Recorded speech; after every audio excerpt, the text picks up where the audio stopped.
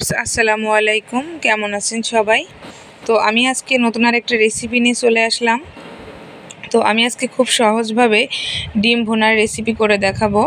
তো আমি ডিম ভুনাটা করার জন্য এখানে আমি আগে থেকেই ডিমটা সেদ্ধ করতে দিয়ে দিয়েছি, আর এখন চলে যাব রান্নায়। ডিমটা সেদ্ধ হতে থাক। তো এখন রান্না করার জন্য আমি এখানে মশলাটা আগে কষিয়ে নিব।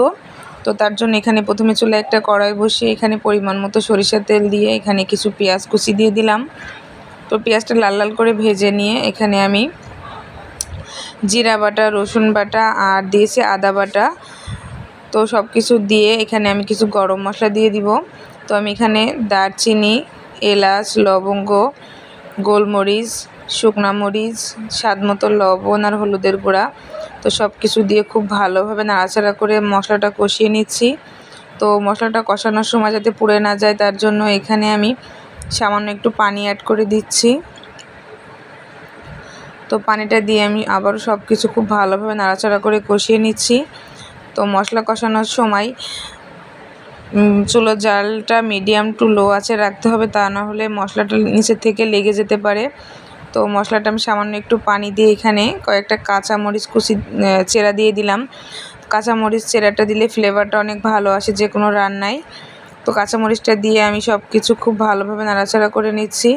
আর মশলাটা যত ভালো কষানো হবে রান্নাটা করার পর তত বেশি টেস্টি হবে। তো আমি এখানে মশলাটা খুব ভালোভাবে কষিয়ে নিয়েছি। এখন এখানে পরিমাণ মতো ঝোলের পানি দিয়ে দিলাম। তো ঝোলের পানি দিয়ে মশলার সাথে খুব ভালোভাবে মিশিয়ে নিচ্ছি। তো আমার ঝোলটা ফুটে এসেছে। এখন আগের থেকেই সেদ্ধ করে রাখা ডিমটা ছিলে আমি একটু হালকা ভেজে নিয়েছি। তো এখন ঝোলে দিয়ে দিলাম, দিয়ে সব কিছু খুব ভালোভাবে নাড়াচাড়া করে নিচ্ছি।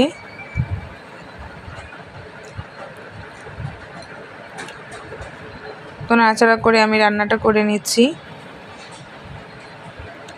তো ডিমটা যেহেতু আমি ভুনা করে রান্না করব, তো আমি এখানে ঝোল রাখবো না। আপনারা চাইলে এভাবে ডিম ভুনা করে পোলাওর সাথে বা সাদা ভাতের সাথে খেয়ে দেখতে পারেন, অনেক বেশি মজা লাগে। তো আমি গ্রেভিটা একটু কম রাখবো। তো তার জন্য আমি এখানে আর একটু জাল দিয়ে নিব। তো এখানে আমি খুন্তি দিয়ে একটু নাড়াচাড়া করে নিচ্ছিলাম যাতে নিচের থেকে লেগে না যায়। তো আমার রান্নাটা একদম রেডি। এখন আমি একটা পাত্রে ঢেলে নিচ্ছি। তো আপনারা দেখেই বুঝতে পারছেন কতটা লোভনীয় হয়েছে আমার ডিম রান্নাটা। তো আপনারা চাইলে শর্টকাটের ভিতরে এভাবে ডিম রান্না করে দেখতে পারেন। আর আমার এই রেসিপিটা আপনাদেরকে কেমন লাগলো অবশ্যই কমেন্ট করে জানাবেন। আর এই রেসিপিটা যদি ভালো লেগে থাকে অবশ্যই আমার চ্যানেলটা সাবস্ক্রাইব করবেন।